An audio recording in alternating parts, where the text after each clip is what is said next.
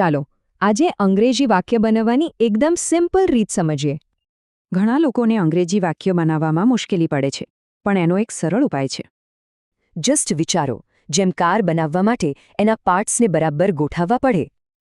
બસ એ જ રીતે વાક્યના પણ ભાગ હોય છે અને એનો પણ એક ફિક્સ્ડ ક્રમ હોય છે. તો ચાલો અંગ્રેજી વાક્યના એ 3 સૌથી જરૂરી ભાગોને ઓળખીએ. પહેલો છે કર્તા એટલે કે સબ્જેક્ટ, સિમ્પલ શબ્દોમાં જે કામ કરે છે તે. બીજો ભાગ છે ક્રિયાપદ એટલે કે વર્બ. આ શબ્દ એક્શન બતાવે છે. અને છેલ્લે આવે છે કર્મ એટલે કે ઓબ્જેક્ટ, જેના પર ક્રિયાની અસર થાય છે. તો પાર્ટ્સ તો મળી ગયા. હવે એને જોડવાનો બ્લુપ્રિન્ટ શું છે? ફોર્મ્યુલા એકદમ સિમ્પલ છે. પહેલા કર્તા, પછી ક્રિયાપદ અને છેલ્લે કર્મ. આ જ છે અંગ્રેજીનો બેઝિક નિયમ. Subject plus verb plus object એટલે કે કર્તા પ્લસ ક્રિયાપદ પ્લસ કર્મ.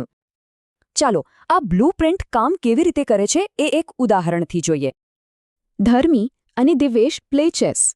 હવે આને આપણે તોડીને જોઈએ. અહીં જુઓ, આપણા ઉદાહરણના બધા જ ભાગો બરાબર ફોર્મ્યુલામાં ફિટ થઈ જાય છે.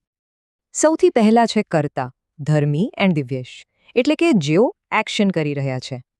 એના પછી આવે છે ક્રિયાપદ પ્લે, જે એમની એક્શન છે. અને છેલ્લે છે કર્મ, ચેસ, જેના પર રમવાની ક્રિયા થાય છે. એકદમ પરફેક્ટ.